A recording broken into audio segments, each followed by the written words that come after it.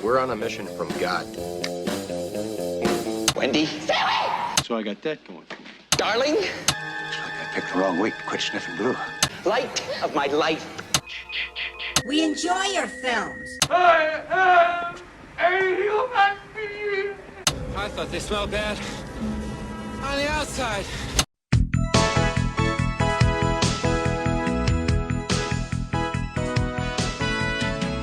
Welcome to Vintage Video, where we're rewatching the 80s so you don't have to. We'll be reviewing every major film release of the 1980s in real time. I'm Patrick O'Reilly. I'm Jesse Bayless. And I'm Richard Wells. And today marks the 40th anniversary of the release of Bronco Billy on June 11th, 1980. It was written by Dennis Hackin, directed by Clint Eastwood, and released by Warner Brothers. Sondra Locke married gay sculptor Gordon Lee Anderson in 1967. The same year, she won a nationwide talent search for a role in The Heart is a Lonely Hunter opposite Alan Arkin. The performance garnered Oscar and Golden Globe nominations for a supporting role. Gay sculptor? Yep. And I don't mean that he sculpted gay people. I mean that he was gay, but they were married. Sondra Locke met Clint Eastwood as his love interest in The Outlaw Josie Wales in 1975. That's when they shot it. It came out in 76. They soon moved in together and co-starred in 6 films. While she was directing her second feature, Impulse, in 1989, Eastwood changed the locks on their Bel Air home and put all her things in storage. The Sondra locks. You're right there with me. You had to know that was coming. No, I'm not that smart. After a high-profile palimony case, which is what they call it when you're filing for alimony for someone you were not married to, Eastwood settled out of court by setting up a film development/directing pact at Warner Brothers. In 1995, she sued Eastwood again, alleging that the deal was a sham and that Warner Brothers had passed on all 30 of her story pitches, never attaching her to direct anything.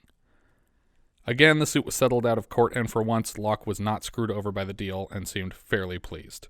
She only appeared in 3 more films after their separation and produced a number of titles, including an Eli Roth film I'd somehow never heard of called Knock Knock, starring Keanu Reeves. Does that sound familiar? That's pretty recent, isn't it? It is recent, but I somehow totally missed that one. That happens with Eli Roth movies now. Ever since like Hostel, I kind of fell off. Yeah, it's like these 2 like young girls show up at his house. Like, I don't know if like they say, "Oh, we need to use a phone," but then they're like psychologically torturing him. I think. Yeah, I think the genre on IMDb was like erotic thriller, but somehow I just totally missed that one. I know there was like the Green Inferno and the House with a Clock in Its Walls, but I guess Knock Knock was in there too. According to her death certificate, she was still married to Gordon Anderson at the time of her passing. Bronco Billy marked their 4th film together after Josie Wales, The Gauntlet, and Every Which Way But Loose. Did he direct all the ones that were starring her as well? No, not all of them. Okay, he just had enough pull to get her in there. Right. He didn't direct Josie Wales, I don't think. Not sure. Well, but that's where they met, right? Right. So correct. I'm just saying, maybe he did direct after they met, was he directing everything that she was in? I don't know if he was directing it, but he was producing, and she was in only his movies. Yeah.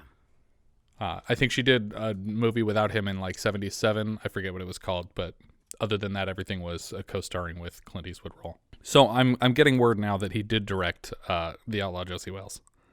Both Eastwood and Locke consider this film a personal favorite of all the films they've worked on. Not just together, but in their entire careers. Scatman Crothers put it 2nd place after The King of Marvin Gardens, so not One Flew Over the Cuckoo's Nest or The Shining. Really? Interesting. The man cried in the behind the scenes about how much he loved working on The Shining. Maybe he does that on all his sets. I don't know.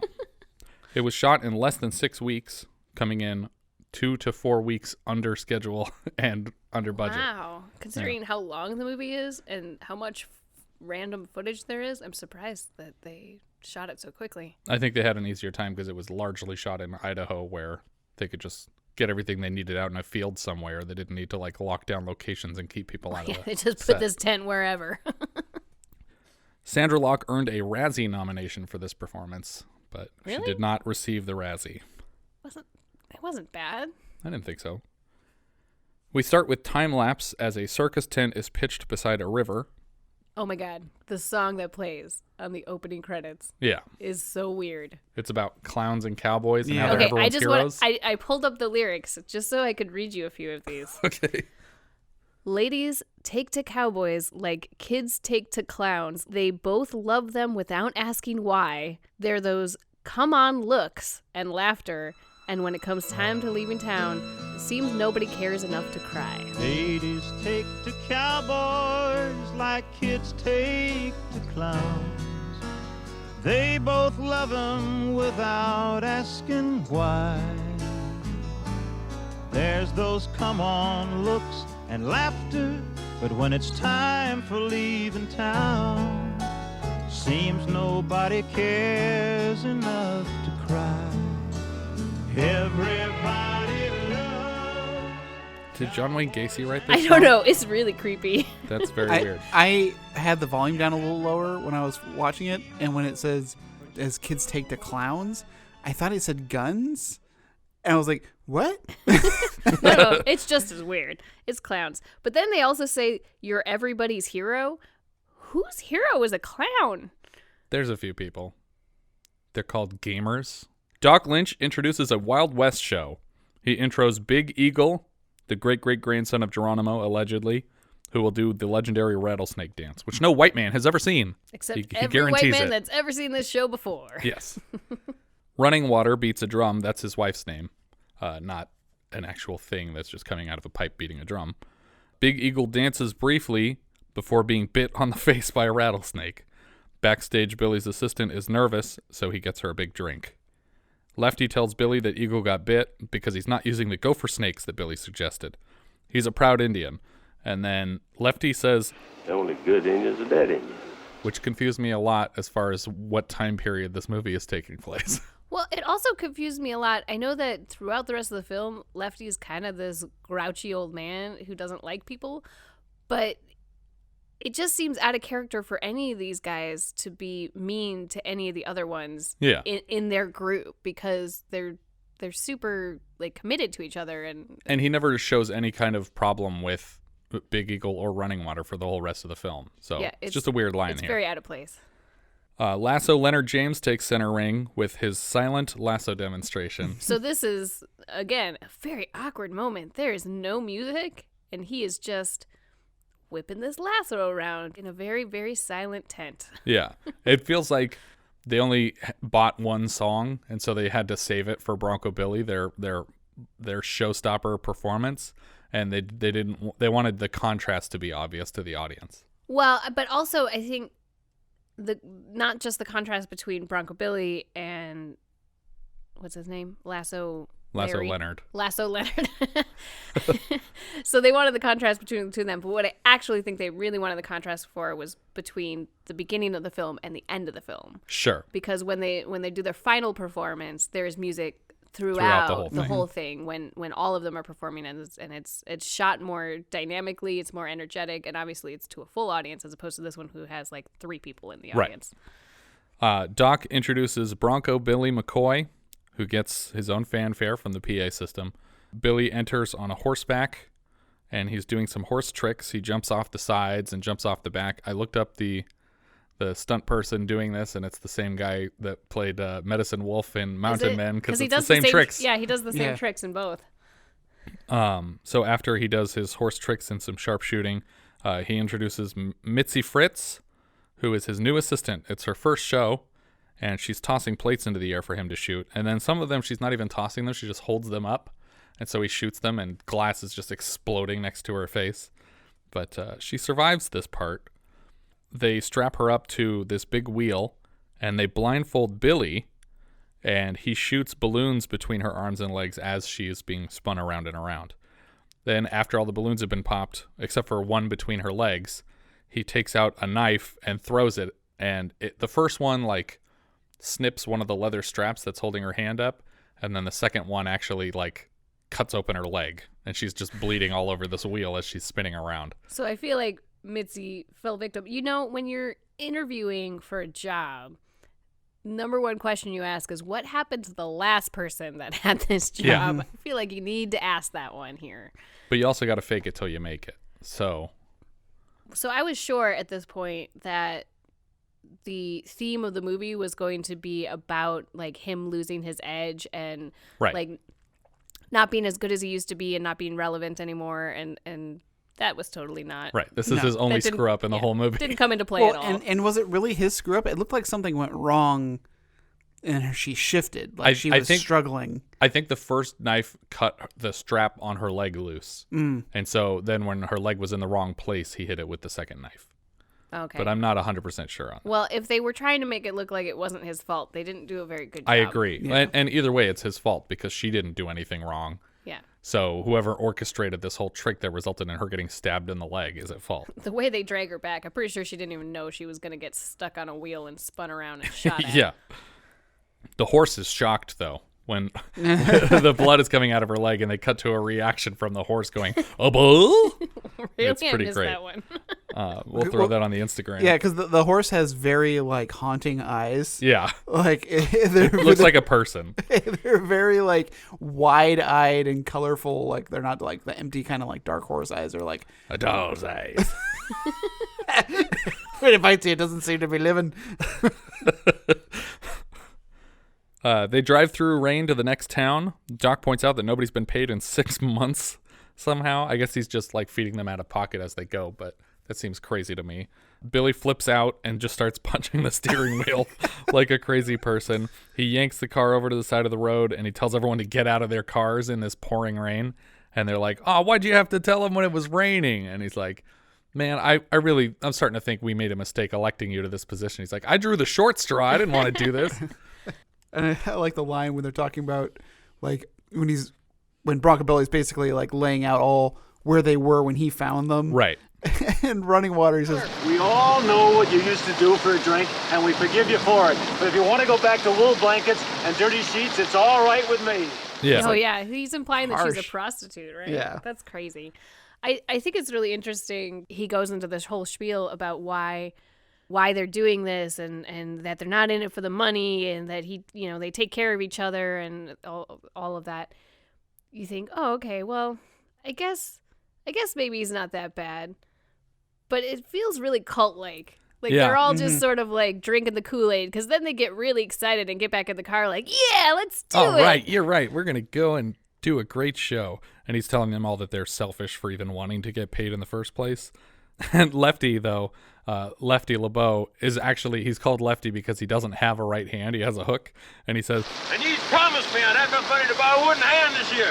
You should have never blowed that hand off in the first place. I told you that shotgun act wouldn't work. I was like not thrilled with what they were doing with Lefty, where it was clearly like him holding on to a prosthetic hook. I didn't want CG though either. No. But it just rough. It's just because you can see his fist balled up in the leather. Like I don't know, they could have made it look a little bit better and shortened it just a bit. Maybe, but I don't know. That was like the only thing that bothered me about his fake arm. But basically, this ends with them all conceding that they would be much worse off without Billy's intervention, and everyone gets back in their cars. So the group drops Billy off outside City Hall the next morning, and he goes in to get the local permit for their show while everybody else leaves for lunch. Inside City Hall, the soon-to-be Arlingtons are getting their marriage license. Billy stands in line behind them and drops a bunch of cash out of his pocket and takes a good hard look at Antoinette Lilly as he's collecting it from the floor and standing back up. She is the lovely fiancée. John Arlington asks her to slow down, and she keeps talking down to him and being really rude, and she asks him for a light as they're going up the stairs to the judge's office where they're supposed to be getting married. She explains that she's trapped in some sort of conditional will situation that requires that she be married by Saturday in order to get her inheritance from her father, because that's her 30th birthday. They get that exposition out right away where she needs to do this. I just don't understand why she picked this guy. They don't really make that clear. She says that he's broke and he needs money, but so is everyone. Yeah. So why did you pick this guy? Yeah, it's weird. There's no reason she shouldn't have picked a rich person so that that person wouldn't try and take her money when they split up. But if she doesn't get married by Saturday, her stepmom's going to take all the money. So they got to get in there and get married. We see another circus tent being erected, and a blue car pulls up to the gas station across the street from where the Wild West show is going to be. This is the married couple, the newlyweds, and they're in the back seat of a car being driven by a chauffeur. It's a rental limo that has broken down. It has what did he say? A hole in the radiator the size of a potato. And it's not going to be fixed today. So you guys are at the very least spending the night because apparently there's like a hotel attached to this mechanic shop. I don't think the hotel is attached. It's at least right next door, like surprisingly close to this place. Lily kind of throws a hissy fit walking away from the car. The mechanic says, "You want I should fix her?" And then John says, Sometimes she makes me so mad I could kill her. and the mechanic's just like, okay. I felt like there could have been a clearer joke about, like, I don't know what you mean by her when you say it. Like, there's no fixing her. Yeah. Bronco Billy catches a group of local kids checking out his convertible. He accuses them of cattle rustling.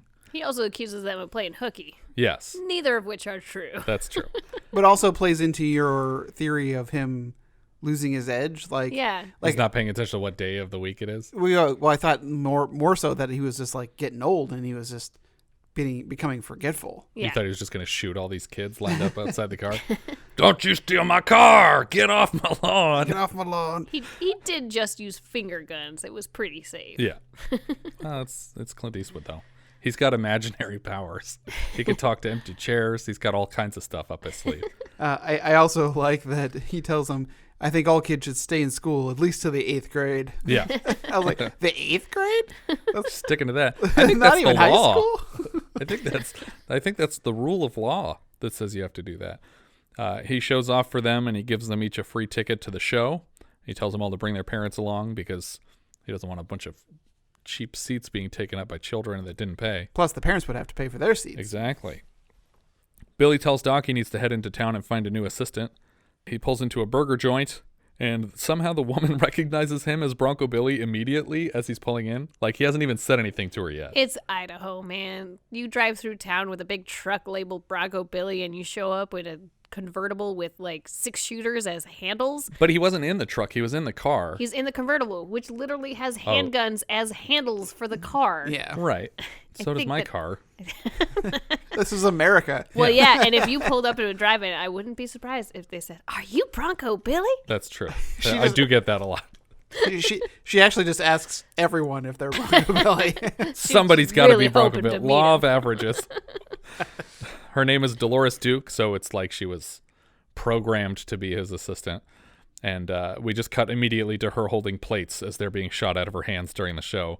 He does the finale of her participation in this Wild West show and grabs her to pull her up on the horse, but he accidentally drops her at the last second, like Again, off the back of the horse. losing his edge, right? Yeah. Okay, so that's, I think, the last thing that he screws up. I think so. They really just dropped that one. He just dropped that one. John surprises Lily in their hotel room, and she turns around with a green face and terrifies him because she's just wearing a face mask. And she's getting ready to go to bed. I don't think that you're supposed to leave those things on all night. You can't tell her what to do. Apparently. They turn out the lights to go to bed, and she rejects his advances in the dark. And she says to not touch her without asking, and he won't get any money if he doesn't follow the rules. I don't know why she plans on giving him half of her money anyway. Billy heads to a bank the next day to cash a $3 check. When he gets to the teller, he asks for $2 and 4 quarters, and then he goes, No, wait a second. Make that 2 quarters and 5 dimes. What's it going to be, fella? It's very important that we have it split up this way. I don't know if that's so that he can split the paychecks between his employees, but he sees a kid get shoved to the ground in this bank carrying a piggy bank, and it shatters on the ground, and the kid's like all upset, and he looks up, and there's 2 gunmen at the door, and the place is being robbed, and he's so upset about this kid getting shoved down that he murders one of the guys. He shoots one guy in the heart. Yeah. So that guy's dead. And the other guy, he shoots his hand to disarm him and then juggles the gun around with extra bullets just like to show off to everybody. One guy just gets like a little clown act and the other guy just gets killed immediately. I don't understand why you couldn't have juggled both of these guns. Either way, they probably should have been shot here. They're robbing a bank with guns, so still. It just felt weird that one guy got punished way more than the other guy. You only kill a man if you have to. Yeah, apparently he had to kill that guy. That guy had to die. So I just had to do away with him, and that's all there was to it. Lily wakes up in the hotel room, and it looks like John left without her but he took all of her stuff. I'm not sure why he took like all of her clothes even, but he took everything. Billy talks to the press about his Wild West show instead of the bank robbery they're asking him about. As he's coming out, he's being just hounded with microphones, and they're like, what happened in there? When did you realize you had to be here? And he's like, our show is 7:00 and it's at this address and this exit. The owner of the bank comes and shakes his hand and everything. And I thought this was going to turn into he becomes Bronco Billy in real life and it's like actually saving people left and right. But that's the last of this leg of the show. John took everything from that hotel room, so now Lily has to throw on this old dress that she found, like, in some separate room. Well, it's like she was wandering through the lobby of the hotel and went into a place where they were doing laundry or something. Yeah. It's not super clear. She just finds a ratty old dress. And she puts it on, and it's the only dress she wears for the rest of the movie. Everything else that she wears is Clint Eastwood's clothes, so it's all these huge shirts that are just hanging off of her. But they never go to a store. She's got a costume she puts on later. Yeah, but that's not until she goes back to New York for a while. Spoiler alert. No, I meant her costume for the show. Oh, well, that's a costume they had, yeah. Also Clint Eastwood's. Yes. I bet he looked good in those short shorts. Lily, wearing this dress, is hounding the station attendant for a dime because she needs to call New York and let them know, I got married, I deserve all my money. And he's like, well, I don't have a dime, so there's nothing I could do to help you. And she's like, well, just take one out of the register. And he's like, that's not my money. I can't loan that to you. And she just keeps yelling at this guy until she notices Clint Eastwood walk up as Bronco Billy, and he's going to buy some sodas. And it looks like he's just buying a bunch of Cokes. Yeah. I think they sent over a lot of drink orders, and he just came back with Cokes. I also like this concept that this gas station is being run by this very old man, but he's not actually the owner. He doesn't own it. Yeah. It's like, who hired you? Is there an older guy who's running this mechanic shop? or does he have like a 20-year-old boss who's just like ordering him around? He's just sitting in the office with like 6 fidget spinners. Billy talks to the mechanic and he's like, oh, she's a pretty one. And he says, yeah, her husband left her here this morning. And he says, oh, you'd have to be a fool to leave her behind. And the mechanic says, maybe not, because he's been hanging out with her for a minute. But she steps up to Billy and asks for a dime. And he says, oh, well, my money's across the street, so why don't you come with me to the show and I can get you a dime. And he basically just tricks her into joining the show. He just drags her across the street and he's like, hey, this is my new assistant. Like, let's get moving. We got to set this up here. He doesn't do that. He doesn't say this is my new assistant. But everyone assumes that's what she is. He just introduces her to everyone. Everyone's like, hey, welcome to the gang. And then when he finally gets to his car, he's like, okay, so just so you know, here's your dime, and this is a pay advance on your first check with me. So this is coming out of your check. I'm not just giving you a dime. As she walks back away to use the phone, he slaps her on the ass. She gets really upset about it because she wouldn't even let her husband touch her, and this is a stranger that just slapped her uninvited. So she goes to call her stepmom, but no one's answering the phone. Even though nobody answered, she loses the dime into this payphone because she's on the phone for too long. She's trying to slap it around to get her coin back, but it's no use. We cut to New York, where her stepmother is talking to the family attorney, and both of them are presuming that John has killed her because they haven't heard from her in a few hours. A logical assumption. Yes. Well, it's been at least a day. Well, either way, you give an adult longer than a day to call you back before you assume they're dead. The family attorney reminds her that she is next in line if Lily's dead, and they both are very pleased about this, but they're going through the motions and, oh, I'm so sorry for you in this troubling time. And she's like, oh, you're so sweet. Thank you. That really means a lot. Then they're like, well, I guess we got to call the police and let them know that my stepdaughter's been murdered. You know, what's a weird line here is they're talking about John and how they never really liked him and shouldn't let him marry him.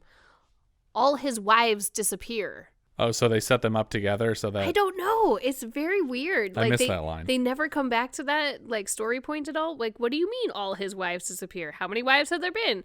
What are the circumstances of them not being here now? Apparently, he abandons them all on their wedding nights. He just leaves them in a hotel somewhere and they have to join a circus. Which brings me back to the question of, why did she pick this guy? Yeah.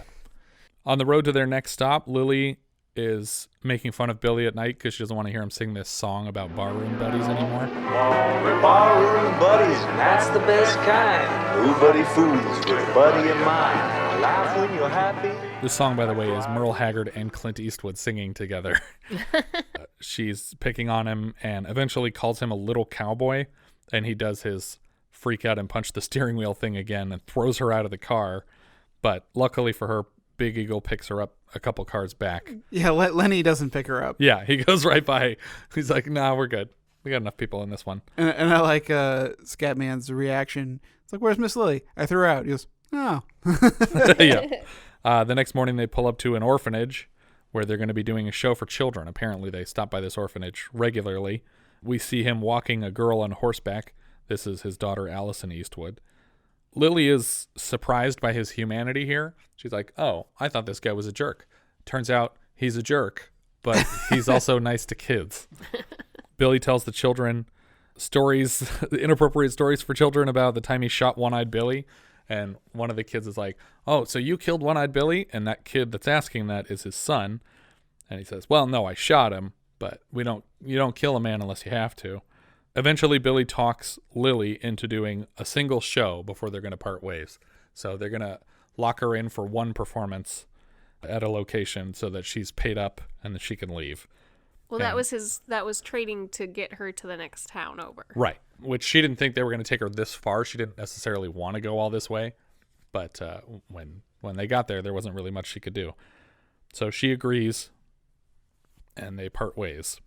Billy shows her how the show's going to go, and she's like interrupting his lesson to show that she can throw a plate into the air and shoot it.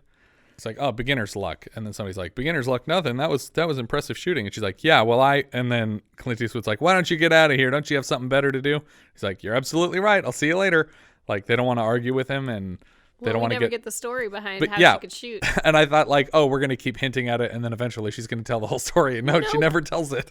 But also in this scene, I think that they are implying, so they show her that you have to throw the plates in the air, and then we shoot them. And then he tells her, I'll grab your arm, and I'm going to throw you on the back of the horse, and we'll ride off together. But he can't pull her up on the horse when they try to do the demonstration. Yeah, but she says, and that's all I have to do? And he's like, yeah, that's all you have to do.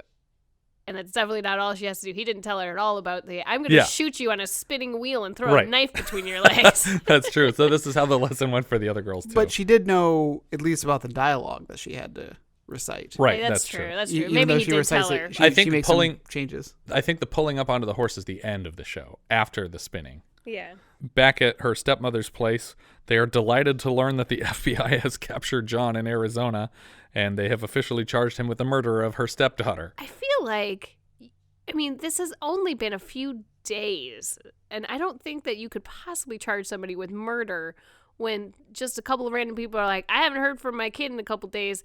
I bet she's dead. Arrest this guy for murder. Yeah. There's no body. How are you charging him? There's not a body and there's not a weapon. There's no way to charge the person. There's no evidence. There's not even circumstantial evidence of a murder happening. Yeah. The only thing that they caught him with her jewelry on. And he did tell someone the day before, sometimes she makes me so mad I could murder her. And I guess he was heading to Mexico, but still, there's I don't know if he was heading to Mexico. That was their suspicion. Oh, that was their suspicion. Somehow he ended up with, what did they say, dysentery? Yeah, amoebic dysentery. Yeah. And that seems weird. That seems like he like a weird went plot. to Mexico and came back? Yeah, because why did he get it already? He drank some kind of water. Montezuma's prevenge. Lily is strapped to the wheel, and she's improvising some lines during a show, and this is throwing off Billy's game. Although he manages the trick better than last time. He pops all the balloons as planned with bullets and knives. Backstage, he storms into her dressing room to chastise her improv. She's completely naked and keeps trying to cover herself up with... Well, she's not completely naked, but... she's in her underwear, and she keeps trying to cover herself up. She's PG naked. PG naked. And he keeps yanking whatever she's covering herself with away so that he can yell at her. He threatens to fire her despite the fact that she was only supposed to be here for this one show. So the next morning, because she fulfilled her duties for her ride to this town, she leaves, and Billy tells Doc that she's gone, and he says, she was pretty good. And we see Lily finding a newspaper that announces her murder at the hands of her husband. A group is passing her on the sidewalk suddenly, and they're all saying their goodbyes as she's shocked by this newspaper. Edgar, the family attorney, is visiting John in prison in Arizona, And he says to John, look, I've known Lily since she was a little kid, and I understand why you wanted to kill her. And he's like, what? No, I didn't kill her, though. I don't know what you're talking about. And he's like, look, you don't have to lie to me. Like, I'm your attorney. I can't say anything. I'm going to tell you something. Here's what you should do. If you plead temporary insanity, you won't spend more than 3 years in a mental institution. What are you getting at? If you confess to Antoinette's murder, the day that you are released from the institution, you will receive $500,000. And he's like, how much is that after taxes? And he's like, well, if you invest wisely, you won't have to pay a dime. I didn't mean to kill her. She drove me crazy. So he's going to go along with this plan. A couple things wrong with this plan. One, if you invest it wisely, not a dime, is a nice way of saying, oh, about half. And then you can get it back if you buy whatever stock performs the best. Also, take your money up front. Yes. Right. And also, you don't go to a mental hospital for temporary insanity for 3 years. They tend to keep you there forever if you're going to a mental hospital instead of jail. You actually get stuck in a mental hospital for longer, which is why people say that you should never plead insanity, because pleading insanity is an automatic life sentence most of the time compared to what you would get for just admitting you killed someone, even premeditated. Good plan. So for our listeners planning murder, don't act crazy. Just go through with it and be serious. Just own it, people. Own it. All right, the electric chair. Damn it. Pat. Oops. Sorry, listener. Bronco finds Lily sitting in his truck, expecting to keep the job. Lily talks to Lefty and Leonard on the road, and she is very condescending to both of them. Leonard tells her that he thinks maybe she didn't get enough love in childhood, and she seems like upset by it. Big Eagle tells Billy that Running Water is pregnant, and he fires guns. You mean I'm going to be an uncle? ... In celebration. Oh, good. I was really worried. At first, when he pulls the guns out and shoots them, and I thought it's like, oh, is this like another steering wheel punch? Like he's super upset, but no, he's actually being nice about it. And pregnant women should always be around live gunfire. Yes, and also you should definitely fire a weapon directly straight up in the air at a crowded fair. Mm-hmm. That's definitely a good place to do that. Well, they established that his bolts are actually loaded with some kind of buckshot. That doesn't go very far. Yeah, and so I imagine even if it went up in the air as it came down, like those little tiny little spheres wouldn't probably hurt as bad. At a max, it would kill a bank robber. So everyone comes in drawn by the gunfire, and they're very excited to hear about the news. We go to a honky-tonk nearby, and Merle Haggard is on stage performing. Billy tells Eagle and Water that they will be getting a raise when this baby shows up, which I think they said they plan to name Billy. Yeah, like they're going to literally name the kid after him. And he also is like, we're going to get you another trailer. We're going to get baby clothes. Like, yeah. He's actually into it. Everyone drinks a toast to Billy, and then including Running Water. Yeah, including Running Water, and then everybody kind of steps away from the table. Well, but she's still sober though, because we established earlier that she doesn't actually drink. Running Water doesn't? Yeah, because she's like, I'm sick of drinking, regular water. Yeah. She said she was tired of being on the wagon. Yeah, but she's drinking a shot of water here, presumably. Everyone gets up from the table and leaves, and it's just Bronco and Lily sitting there, and they start to argue with each other as they are wont to do. Lily tells him that her father died when she was 9. She starts to tear up talking about it. So I guess he died when she was 9. He left a will that said she had to be married by 30 if she wanted to keep his money. So she's crying about this because on set, fun bit of trivia, she couldn't summon tears. So Clint Eastwood just started kicking her in the legs under the table until she was literally crying. Oh, yeah. That's terrible. Because he was getting very frustrated. They dance for a bit and he kisses her. And she doesn't like that. It was very sudden. Especially after being kicked under the table. Yeah. Well, that was just in real life. Real life doesn't matter. What happens in movies matters. And a fight breaks out here on the dance floor. Lefty gets his hook stuck in a door. Another fun bit of trivia, according to IMDb, the hole in that door is still there at that club. Oh, really? That's a real club, and they left that door in the frame. Leonard throws a pitcher of beer in a guy's face, and instead of punching Leonard back, the guy punches the pitcher and breaks his hand. Even though the pitcher shattered, it shouldn't have hurt that much. we get this shot of like this complete riot going on in the bar as chairs are getting thrown left and right. Beer and food is getting thrown everywhere. And Merle Haggard is on stage and he's like, all right, we're going to take a 5-minute break as like food is just getting thrown past his face. We're going to take a 5-minute break. Don't go away. We cut to some guys in the parking lot. I wanted to mention Doc Lynch's line of, oh yeah, it's like, I want to get in on this action, and you just see him walk out of frame, then just get thrown back. It's like, all right, I've had enough. He's like, I'm gonna hang out over here with you, and he's like, oh yeah, good call. But we see a guy in the parking lot, and as Lily's walking out of the place, the guy hits on her, and she says, get lost, but then she runs full on into a second guy. The two of them grab her and they throw her in a car and basically start raping her until Bronco Billy shows up. This went on much longer than I expected it to go on. Yeah. I thought like they were gonna like try to force a kiss and then he would show up. I didn't think it was gonna be like, oh man, they're It's like, no, they laid her down in a car and climbed up on top of her. Yeah. Well, and I even wonder if by the time Bronco Billy showed up, if he even knew it was her. He just knew somebody was getting attacked in this car. He's like, I want me some of that. I'm going to save this person. That's not what I meant. I know. So he makes quick work of these guys. He pulls the guy that was on top of her off and punches the guy to pieces. And then he grabs the other guy who the rest of the Wild West show team is holding against the car. He's like, all right, give me this guy. I'm going to start punching this guy. and then that guy says, wait. I've had enough. He's like hell you have. What? You don't just get to say you've had enough. Like, someone is beating the shit out of you. They're going to keep beating the shit out of you because you deserved it. But he's literally like smashing this guy's face into the pavement in the parking lot. Back in the trailer, he tries to comfort Lily. She asks him if he was ever married, and he says that he was, but he caught her in bed with his best friend, so he shot her.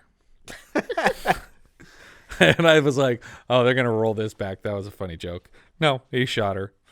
And she's like, wait, what? Why didn't you shoot your best friend? And he's like, because he was my best friend. And it's like, oh my God. This is so ridiculous. But he did shoot her. She survived, but he shot her. And he went to Folsom for 7 years for attempted murder, which he probably would have gotten just as many years for killing her. So that's another screw up. Should have just killed her. Yeah. I don't know that he didn't try to. No, I'm sure he was. You don't get attempted murder for intentionally maiming somebody.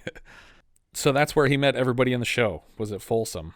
He says that Big Eagle and Running Water were there, and Doc was there. Doc got in trouble for like medical malpractice, like he was pretending to be a doctor, which is why his nickname is Doc. I doubt that Running Water was in a men's prison, but the rest of them were probably there. That's true. I don't know how jail works. The next morning, Doc knocks on the door, and he says that Leonard's in jail from the fight last night. So they go to pick him up, and the sheriff is reading off the list of charges.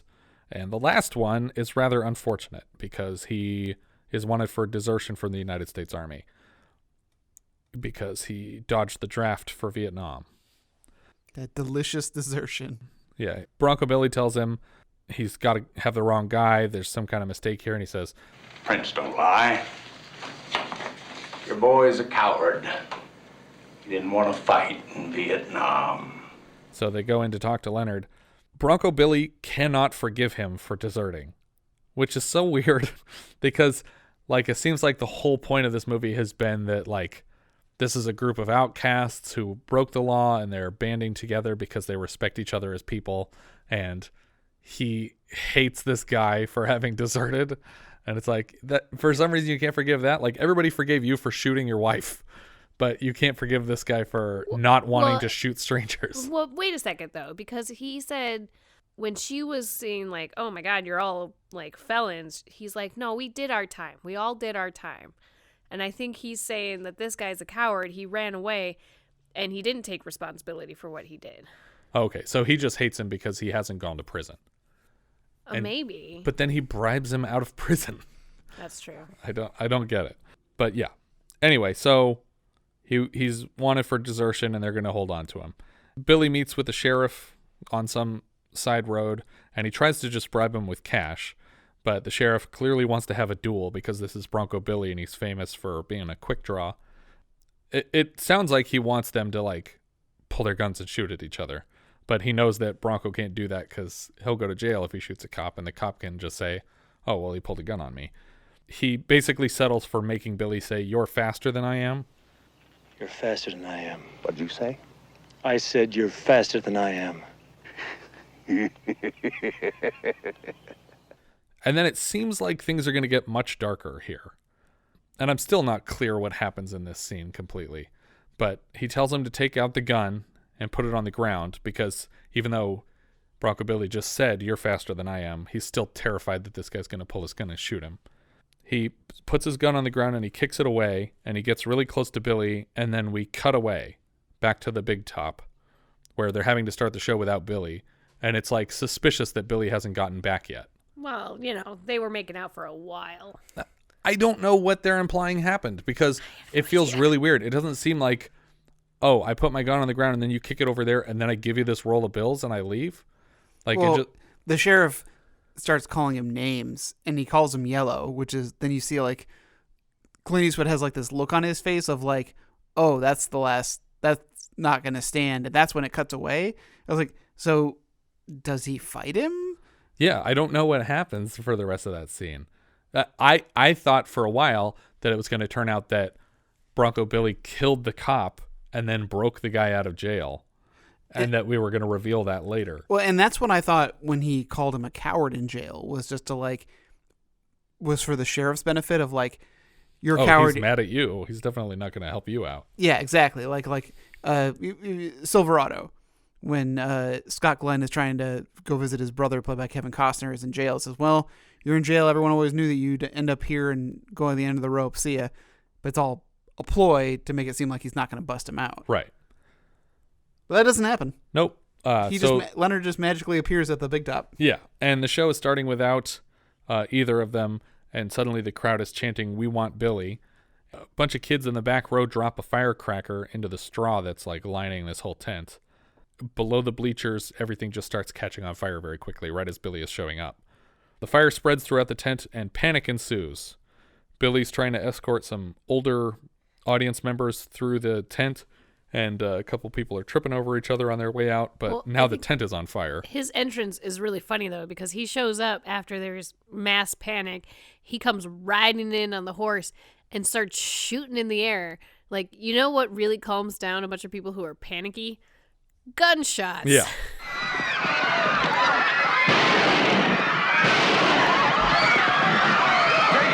Take it easy, you buckaroos. He's calming everyone down by firing his weapons. The zipper can be seen in the foreground as the tent is burning down, so that's the second appearance of the zipper after Carney this year. I hate that ride. The whole tent burns down and collapses. I was actually wondering if I wonder if this is just the set of Carney. I wouldn't be surprised. Fellow Carneys took up a collection from the Midway, and the next day they give Billy a fat roll of cash to start rebuilding his circus because they basically lost everything in here. Yeah, it was definitely a roll of ones. Yeah. Driving away from the ashes, they pop a tire. They pull over and get out and walk out into a field. Doc tells Billy that the team wants to kick Lily out because she's bad luck, because of this one thing that happened that was not at all her fault. He says, no, we're not going to kick her out. What we're going to do is we're going to rob a train. My next note is, what the fuck is this movie about? I don't understand. There was a story at the beginning about she had a husband and she needed to get money, inheritance, and it was like a big deal that she gets married by Saturday, and then they get married 2 seconds later in the movie. So the inheritance is covered. I'm trying to figure out Antoinette's motivation throughout this film because it feels like she keeps changing her mind all the time. So she, wanted to get away from them, and she was about ready to leave, and then she saw her face in the newspaper that she was murdered. And then she went back to them. And then she goes back to them, and I assume that she's kind of like, oh, cool, I can leave that old life behind and start a new one, and no one will know the difference. They'll just think I was murdered. And I think that's what she's going for, but it's really unclear. Yeah. I don't understand what's happening. I feel like there's something I'm not getting about the rules of the will, because the stepmother won't be getting anything even if she's been murdered. No. Because they already got married. Well, it would go to next of kin, though, and I assume she's next of kin. Yeah. Well, wouldn't it go to him? Not if he murdered her for the money. If it's your husband and you die, don't I get your money if I kill you? No. I specifically definitely wrote it into our will that would not happen. Okay. Maybe we should take another look at this will. Reminder, write that into my will. No, but it would go to the kids. Or, in her case, it would go to the state or something like that. I don't think the money goes to the parents typically when a person dies. Well, the stepmother asked Edgar to file an injunction that would list her as next of kin, and apparently he can set those kinds of things up. Okay. But either way, we dropped that storyline completely after the first scene. Yeah. And we don't care about the money anymore. We don't care about her husband who just disappeared. We don't even see him like packing up the stuff. He's just gone when she wakes up. And we get no indication of where he went until we find out he's been arrested. We don't know why he was arrested or where or what how. his plan was. We don't see him get arrested. It's just I don't understand what this movie wants to be about. I kept waiting for the moment when Lily would come in and save the day with all of her money. And I thought, okay, great. He's in jail. She's going to offer to sort this out with her money and get this all fixed up. Either she's going to get an attorney or she's going to bribe somebody or whatever. And she tries to do that here. And she tries to, but nothing comes of it. Right. Like, she doesn't actually say, I have money to get an attorney. She just... I think she does. Well, no. She says, what if we had an attorney? And Doc says, attorneys cost money. And then she drops it. Yeah, and then she doesn't. But then when she goes up to Billy, who is standing on the side of the tracks, getting ready to rob a train, and she's trying to talk them out of robbing the train, and he says, look, when we started this thing, I was a shoe salesman from New Jersey. I decided that I wanted to be a cowboy, and I made myself a cowboy. And she says, I have a lot of money. I can pay to fix all of this. Right. She once again, she offers. I mean, this is a different incident. She's offering to pay for the tent at this point. Right. But he refuses and says, no, we're gonna rob this train. And she's just like, yeah, okay, wait for me. Then I started to think, okay, this is a test. Like they're trying to see how far she'll go with them. Nope, they're just stupid. Are they stupid? I still don't understand what this scene is about. They're trying to rob a train. Were they? Has anyone robbed a train in the last 150 years? Well, they said that in the film. They said nobody's done this in 90 years. And 90 years, okay. And they're like, how are you going to stop the train? He's like, stop it. Wow, wait, 90 really? Yeah. Oh, that's 130. I was close from here. Fair enough. He's like, how are you going to stop the train? And Billy's like, stop it. It's no problem. It's carting off all that money. That's the problem. And then they are totally incapable of stopping the train. But it's also a passenger train. It's not a Wells Fargo wooden train that you can jump onto. It's metal on both sides, and it's going, 100 miles an hour. There's no way. And it's full of random people that may or may not have any cash on them. And he's trying to catch up with it on horseback, and they're driving a car on the side of the road. They probably can't get the car over like 45 on dirt, and it just doesn't make any sense. I thought that they were doing it to just play a game. Like they show a kid in one of the passenger cars that sees them outside, and he goes, Cowboys and Indians. Of course, dear. I thought they were doing it to build up some kind of a reputation for the next town. Like, oh, these are the guys who tried to rob our train, and like they would do like a show without a tent or stage some kind of like fake train robbery. It's fun that director Clint Eastwood leaves this so far open to interpretation that you have no idea what this scene is about. Also, the movie's long enough where you could just cut this whole thing. Yeah. Yeah, nothing happened in this scene. It doesn't impact it in any way, aside from it being another instance where she offers to try to save the day with her money and they refuse. Yeah. And also shows that they all go along with whatever Billy does. Well, and I don't think they actually believe that she's got any money. I think that's probably true. I think when she says, I have money, I could pay for all this, he doesn't pursue it because he thinks she's just trying to talk him out of robbing the train. Yeah. But I don't think he was trying to rob the train. I don't think that the character they've set up is so dumb that he thinks you can rob a train in the present or in the 80s. But either way, the train passes perfectly capably. They don't even slow it down. They run alongside it for a while. And then Billy takes everyone to a sanitarium all of a sudden. Yep. Cut to Nut House. By sheer incredible coincidence, it's the same one that John Arlington, her husband, has been incarcerated in. They're talking to the guy who runs the place, and he says, oh, yeah, like just filling us in with this extra exposition. Oh, you guys come here every year and I don't know why. Like, that's the screenwriter. Like, why would they go to a sanitarium? I don't know. Let's have them be just as confused. Yeah. I like when he's because Dr. Canterbury, like the head of the sanitarium, is because he knows everyone in the crew. And when he goes to shake Doc Lynch's hand, he's like, Remember Doc? My friend and colleague. Ah, my friend and colleague. Apparently, Bronco Billy knows for a fact that the inmates at this sanitarium sew flags together. Like, that's just one of their pastimes here. And he thought maybe they could sew a circus tent for him. Which is like a flag in a lot of ways. It's like a flag in some ways, made and of then fabric. It's not at all like a flag in other ways. And you need to have like very specific specifications for it to fit on the framework that you set up for your tent. All the things that they need. The fabric is probably not the most expensive part. I mean, they have all those big poles and pulley systems to get them up, and they had all of the ring in the middle, and all those animals that burned to the ground. And there's just a lot of stuff they lost. Yeah, so he just says, "Oh, can you guys make us an entire circus tent in like a couple days?" And he's like, "Yeah, sure. That's worth it, considering you've done weird horse tricks for a bunch of crazy people for every year for a while, and also teach me how to use a gun." Yeah. How do you pay? Yeah, that's right. How do you pay for your circus tents? That's definitely how I pay for mine. Yeah, it's a barter system. Tell you what, we'll do it for you, but you got to teach me how to do that twirly thing, he says. They tell the Native American couple that they're the first Indians to stay there as they're walking everyone to their rooms. I love this orderly, though. Yeah. How he's introducing all the rooms. This is the Rose Room. Why do they call it the Rose Room? I don't know. It's just always been called that. This is the Carnation Room. This room doesn't have a name. And then he shows them to the honeymoon suite, and when he closes the door, he goes, I forgot to tell them about the view. But yeah, as soon as they get into the honeymoon suite, Bronco tries to have sex with Lily against her will. She gets mad for some reason. I think because she didn't want to have sex.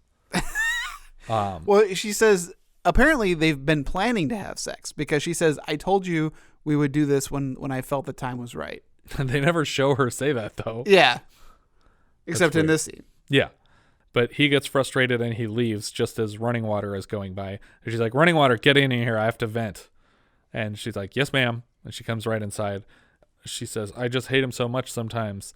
And she's like, yeah, we have that. We have a word for that in my tribe. It's called love. And she's like, oh, you're saying I love him? And she's like, yeah. And she's like, I get so mad at him and he's taking this so seriously, even though he's just a shoe salesman from New Jersey. And she's like, you're the first assistant he's ever told that. And so she's like, oh my God, I love him and I have to be with him right now.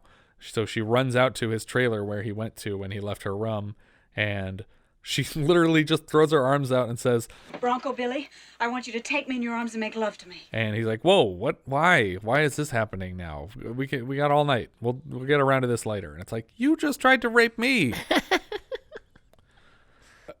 So that happens. But for the rest of this movie, she's turned into like this weird, like hypnotized sex robot. Yeah. It's like, she's just so like, I guess she's just free now. Yeah. I don't know what happened, but like, I think nothing turns on a girl like shoe salesman. But either way, she's not normal anymore. For the whole rest of the movie, she's completely insane. That night we see John is like sneaking around the sanitarium trying to figure out what room they're in, but they're not in a room because they're staying in the trailers off site. But he doesn't know that. So he's like climbing around on the rooftop and he's looking in all the windows of the guest rooms. He almost falls off and then he farts. Yeah.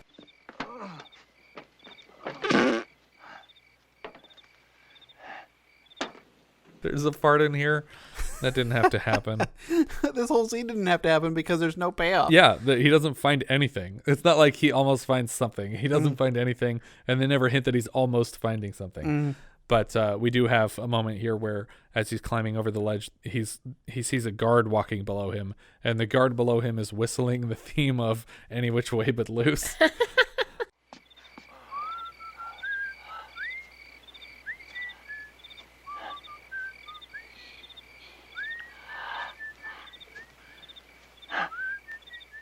And then we just cut to the next morning.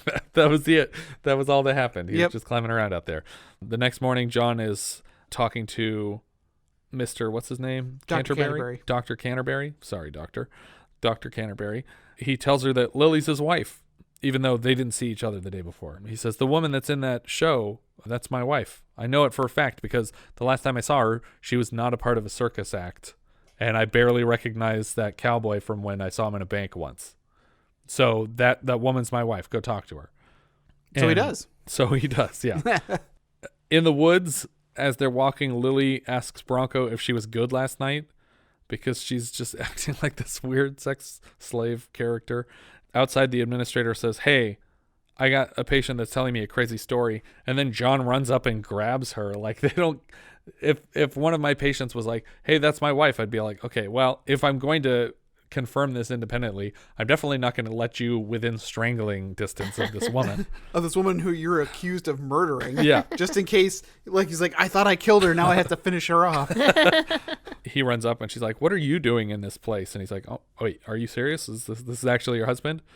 And the administrator's like, okay, well, you're famous then, and you're dead according to the news, so I have to call the press and I have to call the police. Well, I also like that John is saying, I got sent in here for life. So, like, the whole plan of only 3 years was clearly like, he's like... They just lied to him. Yeah. But now the press is arriving, and the FBI is coming to take everyone in for an inquiry. But they're sitting down with a different hospital administrator. Or is it the same guy? I think it's some kind of local police. Yeah, it's the local sheriff. They're sitting down with him, and he says, the FBI is coming to take everyone in for an inquiry. And Bronco Billy's like, wait, why do I have to go? Like, this guy suddenly turns into the screenwriter, and he goes, I don't know, harboring a fugitive? And she's like, but I'm not a fugitive. You guys thought I was dead. And he's like, I don't know. The FBI will know. It's like, no, that doesn't make sense. You don't have an answer. You should have written an answer here, or else there's no reason that they would all go. But they don't even go, so it doesn't matter.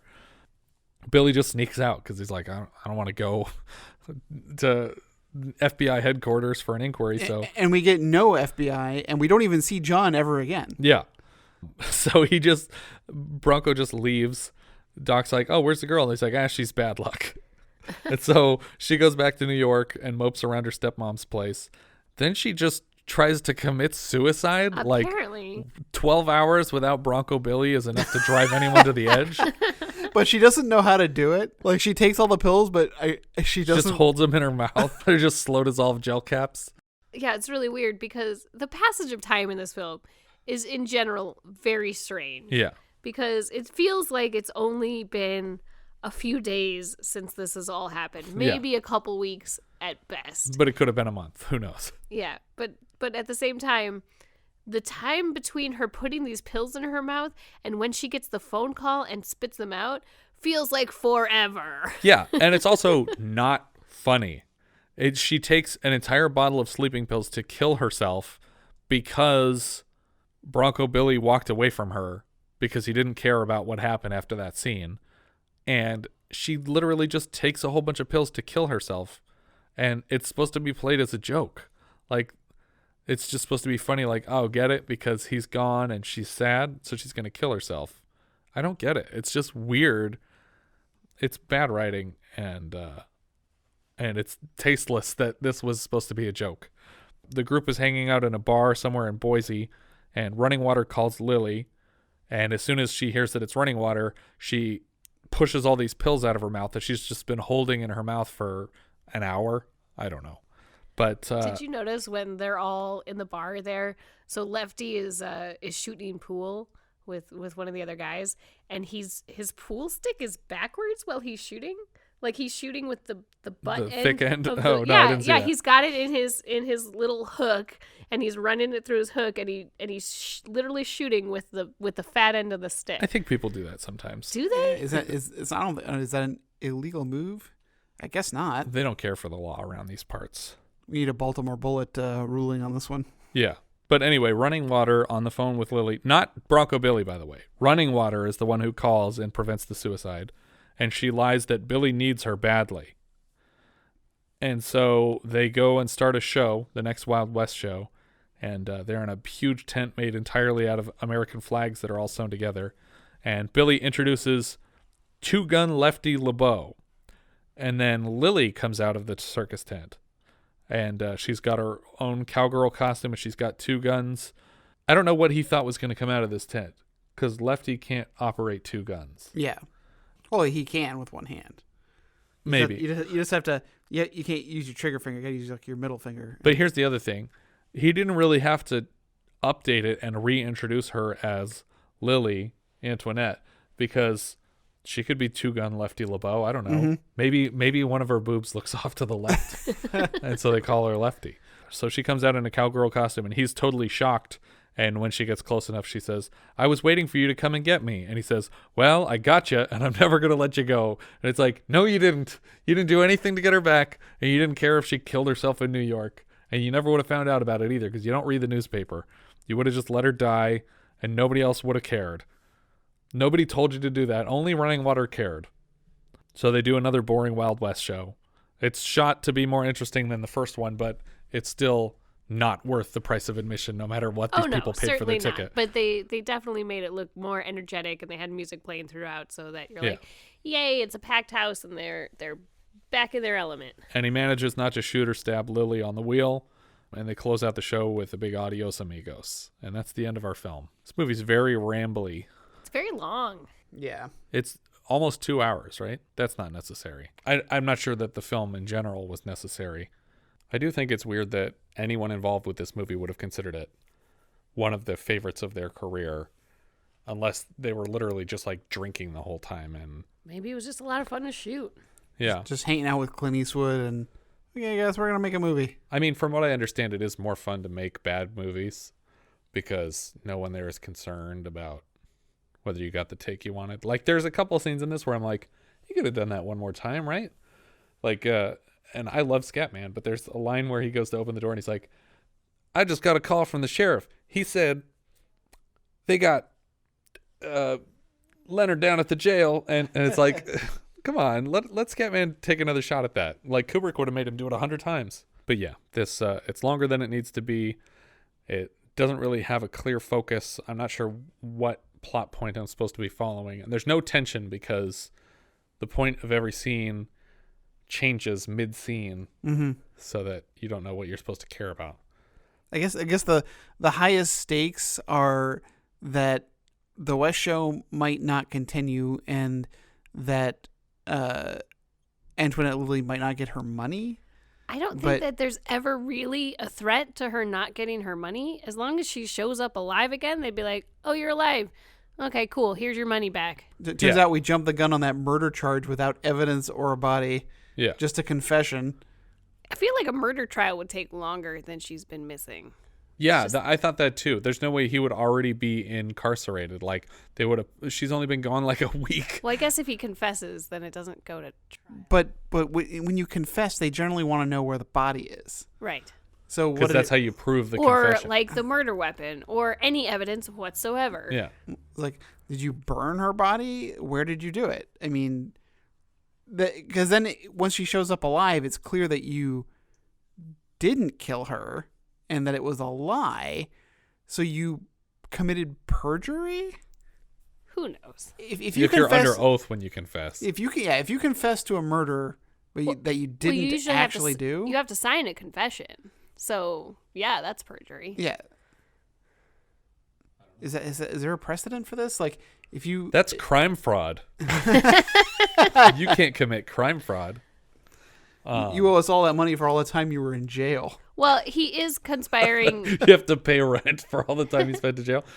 He is committing fraud with the attorney in terms of the inheritance. But he's not getting anything. Yeah, he is. He's getting $500,000. I don't think he is. No, I don't think that was a trick to get him to admit to the murder. Well, just because you don't actually get the bribe money doesn't mean it's not a bribe. Quid pro quo. No, but I think that he would just deny that he ever made that deal with him. There's no evidence of that deal. He didn't sign a contract that said, if you admit to a false murder, I'll give you $500,000. But it doesn't make any sense to admit to a fake murder. No, it doesn't. That's part of the problem. If all he has to do is say, yeah, the stepmom and the attorney wanted me to do this so that we could make sure that we got the money and we shared it. Yeah. They'd be like, yeah, totally believe you. You're all going to prison. Yeah. Yeah, he would definitely go right back into prison. It's like, oh crap! I should have asked for a deal first. I should have just gave out this information freely. Whoops! I'm really bad at this. Okay, I was lying about that confession too, guys. Let me start over. Give me. I'll tell you what. If the confession is the deal problem, give me 2 minutes alone with Antoinette. There you go. Now she's dead, and everything is okay. Would this be like a double jeopardy scenario? Like, can't he murder her now that he's already been convicted of her murder? That's one of the reasons you don't play this prank on somebody. It's because now they're allowed to kill you. It's just a prank, bro. Yeah. That would be funny, though, if at the end he's like, hey, do you know what double jeopardy means? And she's like, yeah, isn't that the second round of questions? And then he shoots her in the face. What is correct? This was directed by Clint Eastwood. You wouldn't know it if you'd seen any of his other films. People say it's the funniest movie that he directed himself, but I don't think it was a comedy. I'm not sure what it was. He is Dirty Harry. He was in the Sergio Leone westerns, the Fistful of Dollars and Gun Full of Bullets and Bad News Bears. What are all the westerns? The trilogy, the Man with No Name trilogy. Yeah, The Good, the Bad, and the Ugly. The Good, the Bad, and the Ugly. Yeah, Fistful of Dollars and for a few dollars more. Okay, I was close. There's also $4 more. There's also $4. Gotcha Sucker, aka Fistful of Dynamite, but that starred James Coburn, I believe. Oh, okay. I haven't seen any of those movies. But if we're just talking about movies, westerns that he starred in, like yes, Two Mules for Sarah, which is great. He has a couple Best Director and Best Picture Oscars.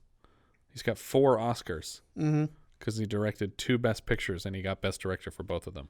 I haven't seen any of these movies. You haven't seen any Clint Eastwood movies? I've seen... You've seen Forgiven or Unforgiven. We just watched it. Okay, yes. Okay, I've seen that one. Unforgiven. I've seen that one. Forgiven that's the name of this movie. It was a big letdown. Yeah. You didn't see Space Cowboys? Nope. That was his other one that got Best Picture and Best Director. You didn't see The Changeling? We watched The Changeling. That was not his movie. Yeah, in 2008. He directed the Angelina Jolie Changeling. Oh. But yeah, he did Unforgiven and he did $1 Million Baby. Those are the 2 that he got I haven't seen Picture and Director Baby. for.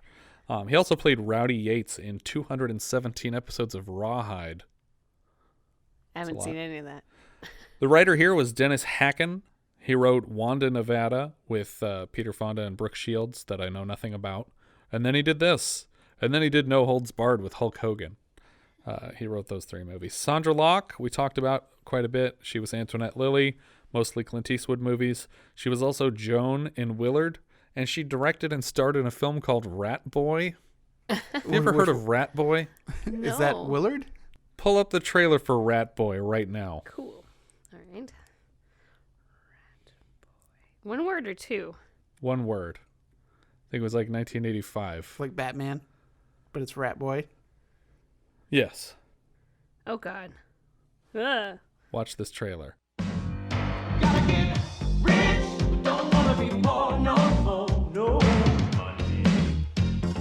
He's got a rat face, don't he? Big ugly snout and whiskers. Now, you tell me, how many rat faces could there possibly be? By the time that press conference rolls around, I tell you, we'll get his hair cut, get him some help with his public speaking. He'll be great. He's gonna need more than a haircut and elocution lessons for crying out loud. All you gotta do is get a nose job, get your ears fixed, get your teeth fixed, shave some of that hair off your hands, and just be yourself. This little plan here is gonna take me all the way to the top. Is he really a rat? Hey, look, that boy is no phony. I go out, try to get girls for us. You know how hard it is trying to get a date for you? I tell you, the rat thing aside, he is a good dancer. You can do anything you want. He's an animal, right? Creepy. You got to see what he looks like. People are gonna go nuts. He's gonna make me a fortune. It's like magic. Those whiskers, they're a part of you, Eugene. That's who you are. Eugene, ugly. Well, of course you're ugly. Nobody said you weren't. But hey, maybe you got soul too. But he's very special.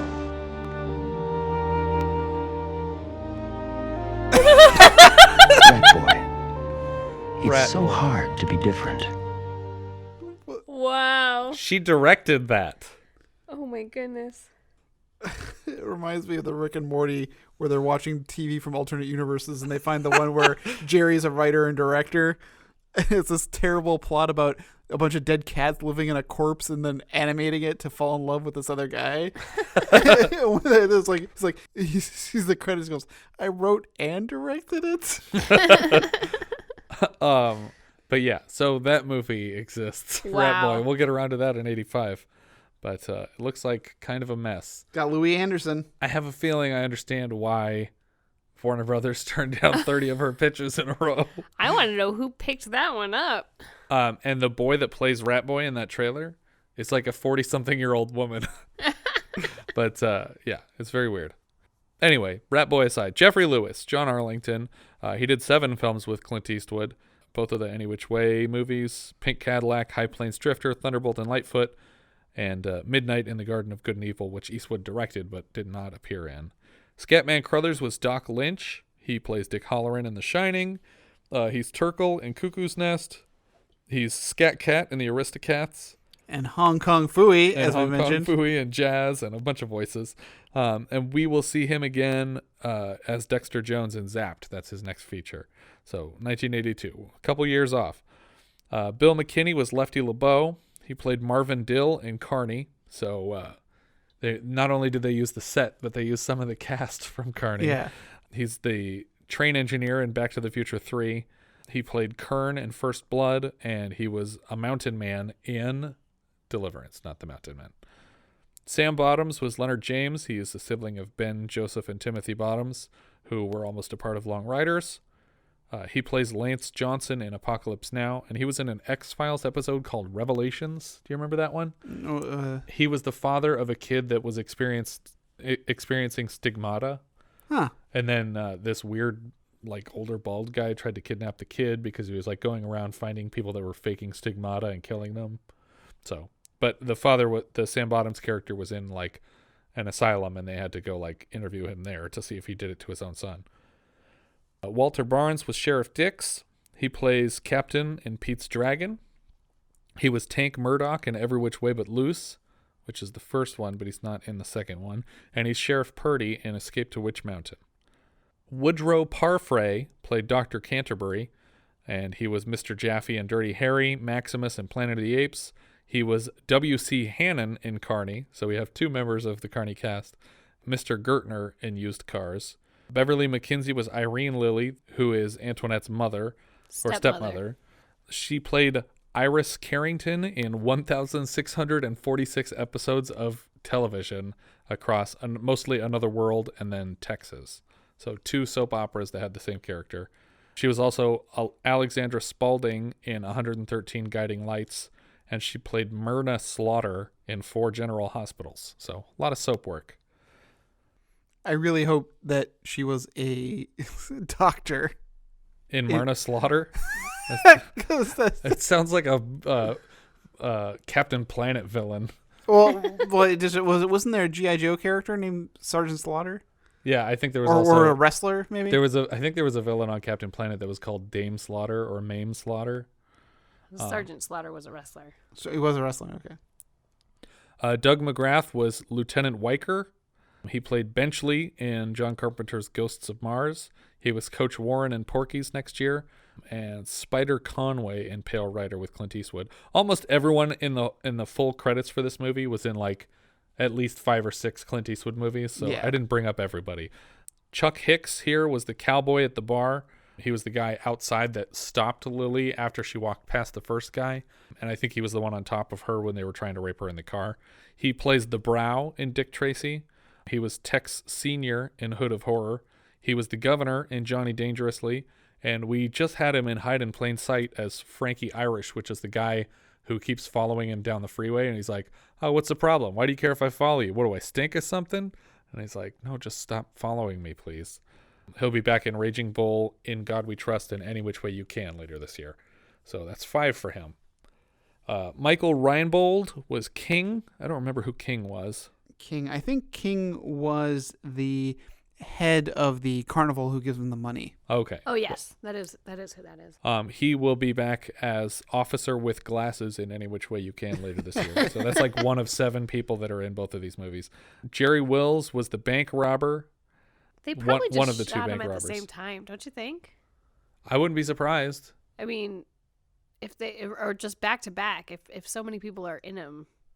Maybe that's how they finished ahead of schedule. They just used a bunch of extra It's short like ends. when you wrap today, just head on over down the street. We set up this circus tent. We're gonna shoot the rest of these scenes. Jerry Wills was one of the bank robbers, but he's also a credited stuntman on this movie, and he's the one who did the horse riding because he also appeared in Mountain Men as Medicine Wolf's stunt horse riding. Allison Eastwood was the child at the orphanage. She'll be back later this year in Any Which Way You Can. And she's also had bit parts in a bunch of Eastwood stuff since then, obviously. Kyle Eastwood was the other orphan. He is a composer, weirdly, on a bunch of Clint Eastwood movies. Merle Haggard was himself. He's a world-famous country singer. And George Wendt was the bartender. Yeah. Oh, really? Yeah, it's an uncredited role, and I didn't even notice him in the movie. I mean, I did notice a curly-haired bartender, but I definitely didn't assume it was George Wendt. Yeah. But you know him from Cheers or House or Fletch, and he's Jason Sudeikis' uncle. I like you chose Fletch as an option. Yeah, he's Fat Sam with Fletch. He's great. I wanted to bring up another, not just Clint Eastwood regular, but also Western regular. The mechanic is Hank Worden. Oh, okay. My favorite role of his is as Old Mose in John Wayne's The Searchers. Oh, okay. But he's also in many episodes of Twin Peaks as the bumbling old waiter of the hotel. I've never seen that show. Every time he sees Kyle MacLachlan, he just kind of goes, "I know about you," and like wags his finger at him. It's just like every time he's on. I need to check that out. But yeah, Hank Worden, big Old West actor, tons of stuff. Fort Apache, Red River. But yeah, The Searchers is by far probably his most famous. Yeah, it only won a Golden Globe for newcomer. Oh, okay. Richard, is this an up or down for you? It's really difficult because it's not bad, and I think if you're a Clint Eastwood completionist, like, and again, look, we've said gun to your head, someone says watch this movie, I guess watch it. Yeah. Like you said, the trivia and everything says that everyone loved working on this film, and it's like their favorite film. It's like, well, is there something that I'm not getting out of it? It has to be them remembering being on set and having fun on set. Yeah. Because it's very sloppily written. Yeah. I'm going to give it a down with an asterisk because I'm probably going to put it higher up on my list than a lot of other things. Okay. But, I mean, unless you really love Clint Eastwood movies, he's done better. Jess, up or down? I think I might actually give it an up. Okay.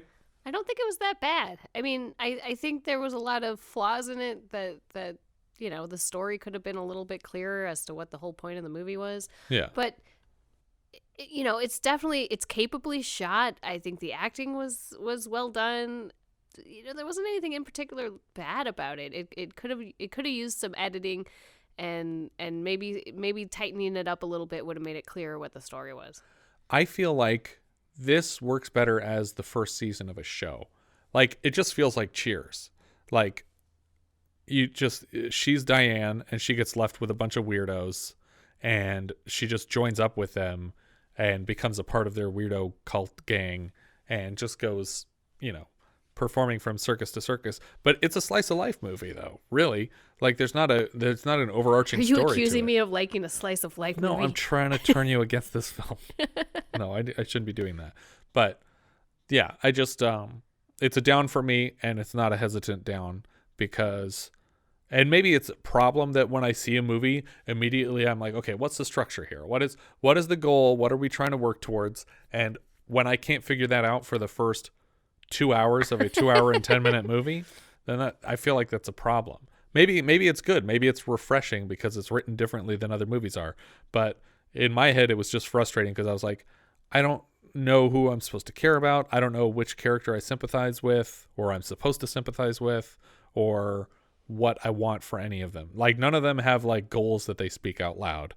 None of them change over the course of this story. Literally the only person who changes is Lily, and she changes on a dime to, I don't want to have sex with this guy. I want to just have sex with him every second of every day.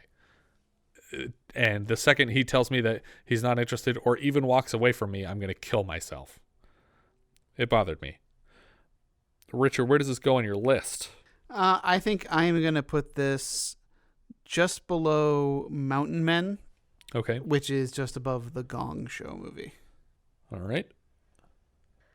All right. I have a very similar position for this. It's towards the middle of my list. It is just above the Gong Show movie and just below Urban Cowboy. I am going to put this just above Windows and just below Hero at Large for me. I think that's everything for this one. If you guys have any thoughts you'd like to share with us, we are Vintage Video Pod on Twitter, Facebook, Instagram, and Letterboxd, where, as I said before, you can find each of our full movie rankings for the year. We can also be found at vintagevideopodcast.com. Please consider rating us on iTunes to help people find the show, and if you take the time to leave us a review, we will thank you personally in an upcoming episode. If you're feeling especially generous, you can support the show through patreon.com/vintagevideopodcast. Thank you so much for listening, and I hope you'll join us next time when we'll be discussing The Children, which IMDb describes like so. A nuclear plant leak turns a busload of children into murderous atomic zombies with black fingernails. Oh, I can't wait. That's a weird detail to put on the end. Yeah, I prefer the 90s version, The Secret World of Alex Mack. Yes. I forgot about the black fingernails. Anyway, we leave you now with the trailer, if there is one, for The Children. It's time you believed in a new kind of horror. The horror of the children. Something you wouldn't dare to imagine has happened to the children. Something beyond your worst fears. Jenny. Jenny, darling, is that you? Mama.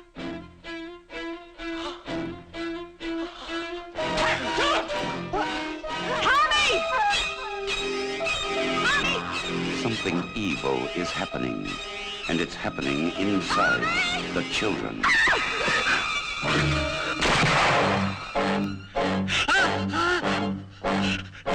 I said to stop it! Cut it out! Stop it! Please don't.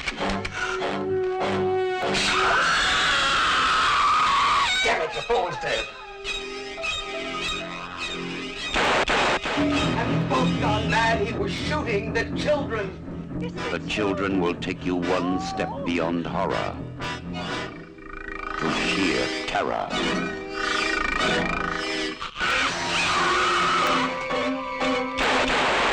Go! To the house! Get out of here! Go!